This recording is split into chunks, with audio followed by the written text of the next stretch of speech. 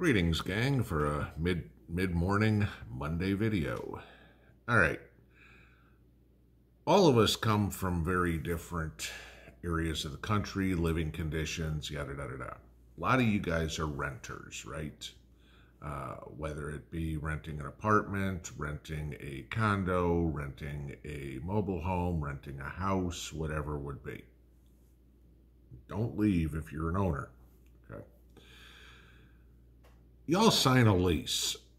Usually they're a year long. I've rented many times in my life. Okay, sign a lease. And that's a contract. You know, if I try to move out of my apartment or whatever before my lease is up, I'm hit with all sorts of fines, fees, penalties, you name it, right? Well, don't count on that lease being a two-way street. I'm going to give you this one too. We all know the stories of, especially New York, where all these illegals are coming and put up in luxury hotels, $600 a night rooms, and trashing the places, everything of the sort, right? And we're paying for it, whether you believe it or not, because that hotel's not going, out of the goodness of our heart, we're just going to take no money. No, they're charging the New York state government or the federal government or the New York City government or whoever, and somebody's paying for it, and it comes out of your taxes. So we have this problem with housing of migrants. Let's just use that term, okay? Now, I want you to imagine this. What would happen if your landlord came up to you one day and said, Mr. Smith, I understand you have a year-long lease and you're 2 months into your lease, but we're kicking you out effective the end of the month because we need to house some migrants. What would you say? Hell no, right? You know, I have a legal document. Yeah, well, don't count on that being very helpful, at least in the future. Why do I say this? Let's take a look at what's going on in Germany. Let's take a look at what's going on in Switzerland right now. And again, this is another in the long list of watch what happens in Europe and prepare for it to come here. Same issues. Now, we all know Western Europe has an issue with a massive influx of migrants, okay? Whether they're coming from the Middle East or wherever, okay? But Ukraine is a big one too, and people are fleeing Ukraine like crazy. And of course, when they come up, they have no jobs, might not speak the language, might not have any skills to get a job. Maybe they're just showing up with a suitcase or whatever. Oh, and we need to help them. Well, there are towns now in Germany and Switzerland whose idea in how to help them is to kick people out of their rental units so they can house Ukrainian migrants. The city says, oh, well, we'll help you find alternative accommodations. Except the people are saying, there aren't any alternative accommodations. That's why, otherwise you could just put the migrants there, right? There isn't anywhere else to go. There, and I'm going to link both of these stories below. One's on Switzerland and one is on Germany, okay? There is one guy who is 5 months into a 3-year lease. 3-year lease. They are kicking out so they can move a Ukrainian family into his apartment, okay? There's a town in Germany where 40 people, 40 households or 40 apartment holds, whatever you want to call them, have been told they have until May 31st to move out of their apartments. May 31st is 3 months away, guys. Okay? They have 3 months to find alternative living so they can move Ukrainian refugees into their apartments. The cities are paying for this. Obviously, the landlord's not. The city came and told the landlord, or the town, whatever you want to call it, told the landlord, you need to make some vacant properties here. You need to kick some of these people out. Now, please answer me this. Why do Ukrainian refugees have housing priority over German citizens or Swiss citizens? They shouldn't, but according to the leftist liberal governments, they do. Now, mind you, Switzerland, okay, home of the World Economic Forum, just to remind you, they ain't moving these people into Davos, by the way, okay? But I want you to think about this. What happens one day if you're a tenant somewhere and your landlord knocks on the door and says, "Hi, Mrs. Smith, you have until the end of March to move out," or the end of April or the end of May or whatever. I've got a lease.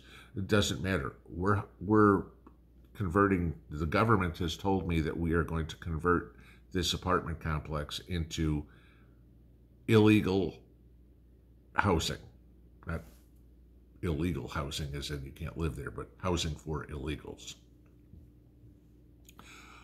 What would you say? Well, you'd probably be pretty pissed, right? People in Germany and Switzerland are absolutely pissed. But this is what those governments, those elected officials, as best as you can say that E word, okay, are doing to people. They're now kicking them out of their homes to bring in other people with no money, no job, potentially no skills, and say, "Hey, we have a moral obligation to house these people." No, we don't. They, those people, have a moral obligation to live in their own country, in their own house, and pay their own way. That is it. Just like in the United States. I'm sorry, but all these people flooding the southern border have no right to come across and say, "You owe us hotel rooms, apartments, housing, whatever." We don't owe you squats, okay? Period. It's my tax dollars that are paid from my labor that are paying for you. Are you ever going to pay me back? No, okay? So this isn't loaning money to you. It's a gift, okay? And I tell you this, I choose who I give gifts to. And I choose I don't want to give you a gift. Now, once this starts happening in the U.S., which you can guarantee it's going to, all right, the next thing that's going to happen is we don't have enough apartments. We need to start confiscating housing. Yeah, that'll come.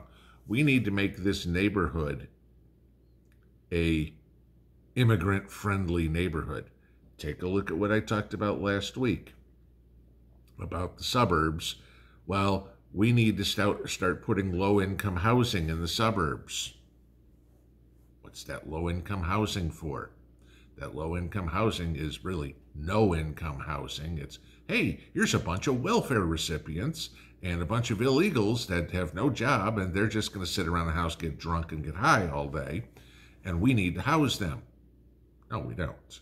Okay, sorry, doesn't happen that way. How are they going to build these high-rise apartments, 10 stories with 1,000 apartments in them or whatever it would be?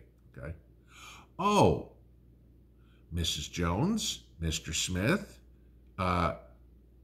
we're declaring your property city property now, and we're going to raise your house, as in R-A-Z-E, plow it under, so we can build a bunch of low-income housing in the neighborhood. And everybody else is going, "Whew, they didn't take my house, thank God.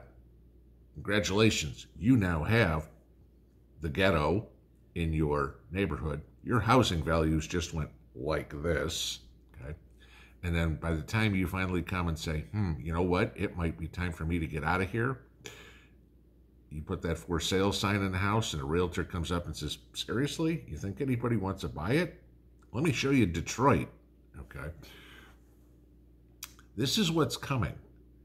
There are all these whack jobs out there with their doors wide open to their countries and saying, Bring me everybody. I don't care who they are.